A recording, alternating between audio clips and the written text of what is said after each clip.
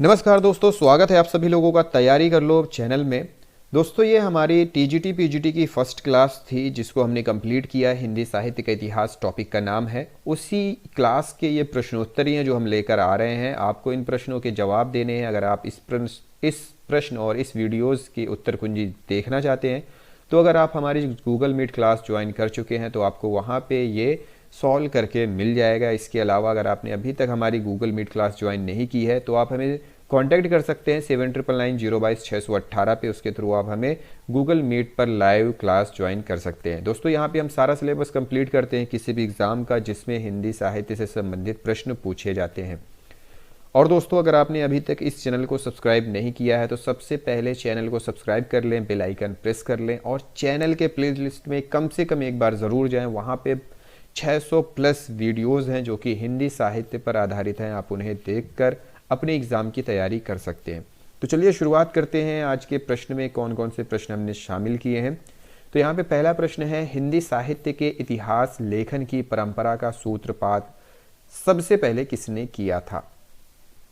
Options दिया हुआ है। ऑप्शन है A George Grierson, Garcin de Tassy, option C Ramchandra Shukla या फिर ऑप्शन डी मिश्र बंधु। तो किसने किया था, आप इसका जवाब दे सकते हैं। अगला प्रश्न है, हिंदी साहित्य के इतिहास लेखन का सर्वप्रथम प्रयास किसने किया था। ऑप्शंस देख लेते हैं कौन कौन है ऑप्शंस में। आचार्य रामचंद्र शुक्ल, बी जॉर्ज ग्रियर्सन, सी गारसादा तासी और डी हजारी प्रसाद द्विवेदी। तो बताएं इसमें से कौन सा ऑप्शन सही होगा। इसी प्रकार अगला प्रश्न है, हिंदी साहित्य के इतिहास का लेखन सर्वप्रथम किस भाषा में हुआ था। ऑप्शन है ए अंग्रेजी, बी फ्रेंच, सी जर्मनी या फिर डी उर्दू। किस भाषा में हिंदी साहित्य के इतिहास का लेखन सर्वप्रथम हुआ था। अंग्रेजी, फ्रेंच, जर्मनी, उर्दू। अगला प्रश्न है, हिंदी साहित्य का पहला इतिहास लिखा गया था किस भाषा में लिखा गया था। संस्कृत भाषा में, जर्मन भाषा में, फ्रेंच भाषा में या फिर अंग्रेजी भाषा में। हिंदी साहित्य का पहला इतिहास किस भाषा में लिखा गया था। संस्कृत, जर्मन, फ्रेंच या फिर अंग्रेजी भाषा में। अगला प्रश्न है, हिंदुस्तानी साहित्य का इतिहास लिखने वाले गारसादा तासी किसके विद्वान थे। अंग्रेजी के विद्वान थे, बी फ्रांसीसी, सी स्पेनिश के या फिर ऑप्शन डी जर्मन। गारसादा तासी किस भाषा के विद्वान थे। जवाब पता है तो कमेंट बॉक्स में जाकर कमेंट कर सकते हैं। फिर अगला प्रश्न है, हिंदी साहित्य का इतिहास सर्वप्रथम कौन सी भाषा में लिखा गया है। हिंदी साहित्य का इतिहास सर्वप्रथम कौन सी भाषा में लिखा गया है। ऑप्शंस हैं ए संस्कृत भाषा में, बी जर्मन भाषा में, सी फ्रेंच भाषा में या फिर डी अंग्रेजी भाषा में। सही जवाब क्या है, कमेंट कर दीजिए। अगला प्रश्न है, काल क्रमानुसार लिखा गया हिंदी साहित्य का प्रथम इतिहास ग्रंथ कौन सा है। काल क्रम के अनुसार, एक था वर्ण क्रमानुसार, दूसरा है काल क्रमानुसार। तो यहाँ पे पूछा गया है काल क्रमानुसार लिखा गया हिंदी साहित्य का प्रथम इतिहास ग्रंथ कौन सा है। ऑप्शंस हैं। ऑप्शन है ए शिव सिंह सरोज, ऑप्शन बी इस्तवार दाला लेत्रेतुई ए हिंदुस्तानी, ऑप्शन सी तज़किरे-शुअरे हिंदी या फिर option D the modern vernacular literature of Hindustan. तो इसमें से कौन सा उत्तर सही होगा। काल क्रमानुसार लिखा गया हिंदी साहित्य का प्रथम इतिहास ग्रंथ। अगला प्रश्न है, इस्तवार दाला लेत्रेतुई ए हिंदुस्तानी नामक हिंदी साहित्य के इतिहास के लेखक कौन हैं। ऑप्शंस दिया हुआ है। लेख कौन सा है, इसमें मतलब कौन सी भाषा है, इस लेख की भाषा क्या है। इस्तवार दाला लेत्रेतुई ए हिंदुस्तानी। ऑप्शन है ए संस्कृत भाषा, बी जर्मन भाषा, सी फ्रेंच भाषा या फिर डी अंग्रेजी भाषा। कौन सी भाषा है इस्तवार दा ला लेत्रेतुई ए हिंदुस्तानी की? अगला प्रश्न है, हिंदी का प्रथम व्याकरण लिखने वाले विद्वान कौन है? हिंदी का प्रथम व्याकरण लिखने वाले विद्वान का नाम यहां पूछ रहा है। ऑप्शंस दिए हुए हैं, जोशुआ केटलर, बी किशोरी दास वाजपेयी, सी जॉर्ज ग्रियर्सन या फिर ऑप्शन डी कामता प्रसाद गुरु। तो इनमें से कौन सा उत्तर सही है? ठीक, अगला प्रश्न है, हिंदी साहित्य के इतिहास को व्यवस्थित रूप देने का श्रेय किसको जाता है? हिंदी साहित्य का जो इतिहास था उसको सिस्टमैटिक व्यवस्थित रूप देने का श्रेय किस आचार्य को या फिर किस लेखक को या किस विद्वान को जाता है? ऑप्शंस हैं, ए Shiv Singh Sengar, B Ramchandra Shukla, C George Grierson या फिर ऑप्शन डी मिश्र बंधु।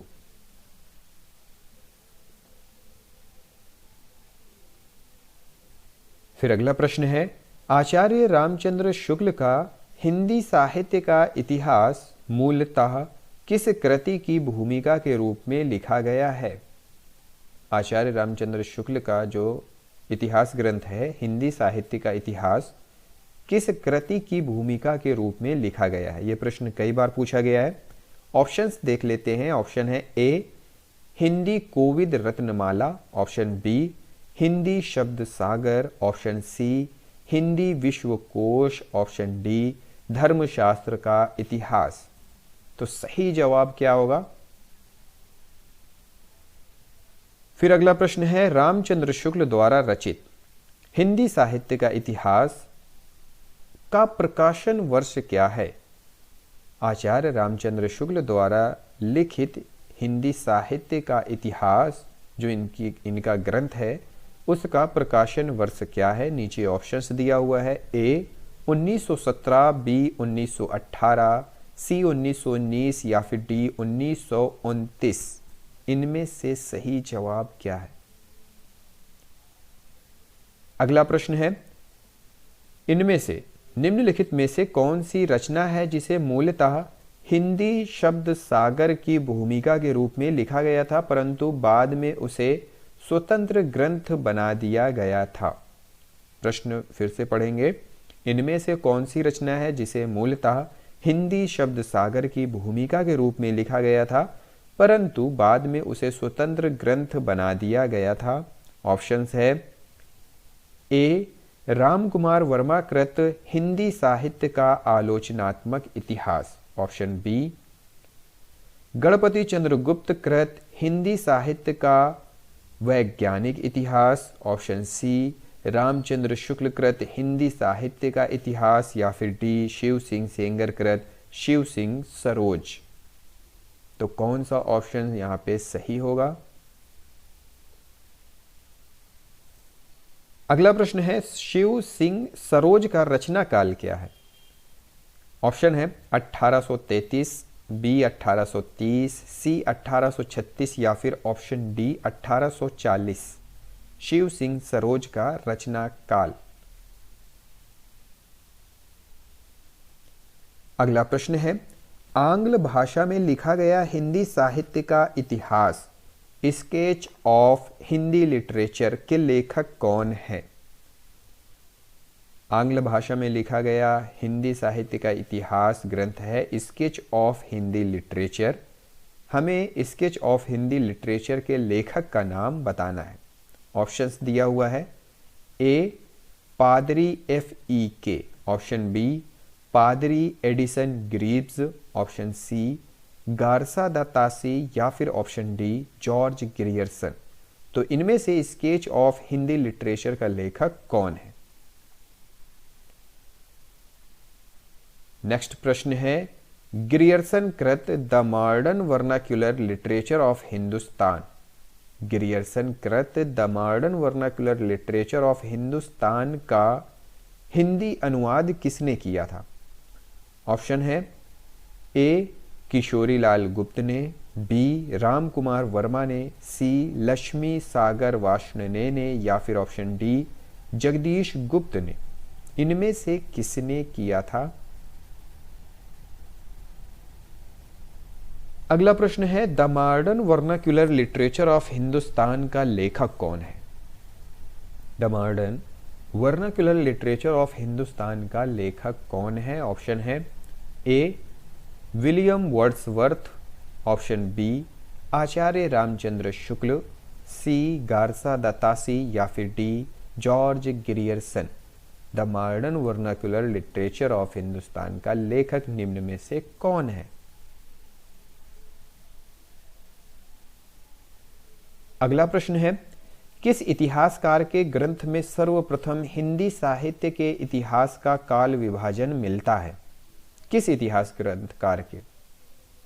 ऑप्शंस दिया हुआ है, शिव सिंह सेंगर, बी महेश दत्त शुक्ल, सी मौलवी करीमुद्दीन, या फिर ऑप्शन डी जॉर्ज ग्रियर्सन। किस इतिहासकार के ग्रंथ में सर्वप्रथम हिंदी साहित्य के इतिहास का काल विभाजन मिलता है? नीचे ऑप्शंस हैं, सही जवाब क्या है आपको जवाब देना है। फिर अगला प्रश्न है, किस साहित्य इतिहासकार ने काल विभाजन में सबसे ज्यादा कवियों के नाम का प्रयोग किया है? सबसे ज्यादा कवियों के नाम का प्रयोग किसने किया है? ऑप्शंस दिया हुआ है, ए मिश्र बंधुओं ने, बी हरिऔध ने, सी गारसा दत्तासी ने, या फिर डी जॉर्ज ग्रियर्सन ने। किसने किया? अगला प्रश्न है, किस इतिहास लेखक ने अपने इतिहास ग्रंथ में लगभग 5000 कवियों का विवरण दिया है? किस इतिहास लेखक ने अपनी इतिहास ग्रंथ में लगभग 5000 कवियों का विवरण दिया है? ऑप्शंस हैं, ए मिश्र बंधु, बी महेश दत्त शुक्ल, सी मौलवी करीमुद्दीन, या फिर डी जॉर्ज ग्रियर्सन।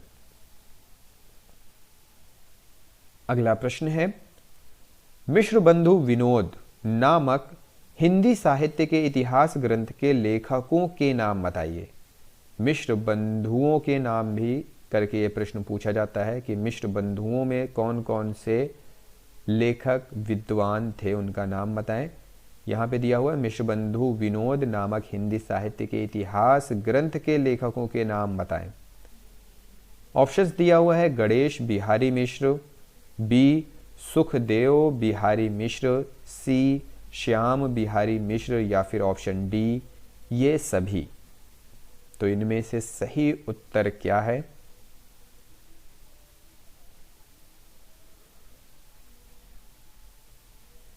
अगला प्रश्न है, मिश्र बंधु विनोद का चौथा भाग कब प्रकाशित हुआ था? ऑप्शन है, ए 1934 ईस्वी, ऑप्शन बी 1913 ईस्वी, ऑप्शन सी 1910 ईस्वी, या फिर डी 1900 ईस्वी। मिश्र बंधु विनोद का चौथा भाग कब प्रकाशित हुआ था?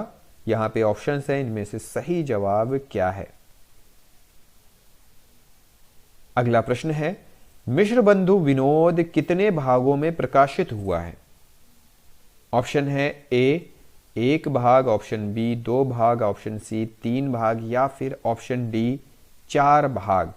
मिश्र बंधु विनोद कितने भागों में विभाजित है या कितने भागों में प्रकाशित हुआ है? प्रश्न है, रानी केतकी की कहानी, इसके लेखक कौन है? ऑप्शन है, ए सदल मिश्र, बी लल्लू लाल, सी इंशा अल्लाह खां, या फिर राजा लक्ष्मण सिंह। रानी केतकी के कहानी, रानी केतकी की कहानी, इस कहानी के कहानीकार कौन है? प्रश्न है, निम्नलिखित में से कौन फोर्ट विलियम कॉलेज कलकत्ता में हिंदी के अध्यापक थे? नीचे ऑप्शंस है, ए इंशा अल्लाह खां, बी सदल मिश्र, सी राजा लक्ष्मण सिंह, या फिर डी सदा सुखलाल।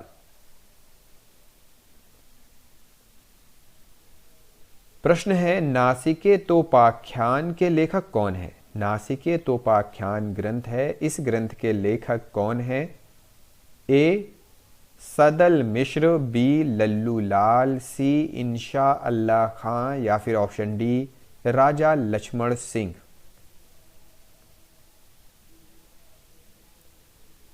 अगला प्रश्न है, इनमें से निम्नलिखित में से सदल मिश्र की रचना कौन सी है? नीचे दिया हुआ है। ऑप्शन है ए रानी केतकी की कहानी, ऑप्शन बी प्रेम सागर, सी सुख सागर या फिर डी नासिकेतोपाख्यान। सदल मिश्र की रचना कौन सी है? अगला प्रश्न है, इंशा अल्लाह खां द्वारा रचित रानी केतकी की कहानी का दूसरा नाम क्या है? इंशा अल्लाह खां द्वारा रचित रानी केतकी की कहानी का दूसरा नाम बताना है, क्या है? ऑप्शन है ए चंद्रभान चरित, ऑप्शन बी उदयभान चरित्र, ऑप्शन सी मलखान चरित या फिर ऑप्शन डी सूर्यभान चरित। अगला प्रश्न है, उदयभान चरित के लेखक कौन है? Option A Lallu Lal, option B Sadal Mishra, option C Sada Sukhlal या फिर डी इंशा अल्लाह खां। निम्न में से कौन है? प्रश्न है, सुख सागर के रचनाकार कौन है? Option A Sadal Mishra, B Lallu Lal, C Sada Sukhlal या फिर डी इंशा अल्लाह खां। तो दोस्तों ये थी हमारी यूनिट फर्स्ट जो थी हिंदी साहित्य का इतिहास, उसकी हमने प्रश्नोत्तरी देख ली। यूनिट भी हमने कंप्लीट कर ली है। तो हमारा जो अगला टॉपिक है, अगली यूनिट है, वो है आदिकालीन साहित्य की प्रमुख प्रवृत्तियाँ। तो इसमें हम काल विभाजन वगैरह देखेंगे, अपभ्रंश और हट्ट को भी देखेंगे। तो पूरी वीडियो, पूरा सिलेबस देखेंगे, A to Z देखेंगे। तो दोस्तों अगर आप इस क्लास को ज्वाइन करना चाहते हैं तो हमें अपना नाम और जेंडर के साथ आप किस एग्ज़ाम की तैयारी करना चाहते हैं व्हाट्सएप कर सकते हैं 7999022618 पे।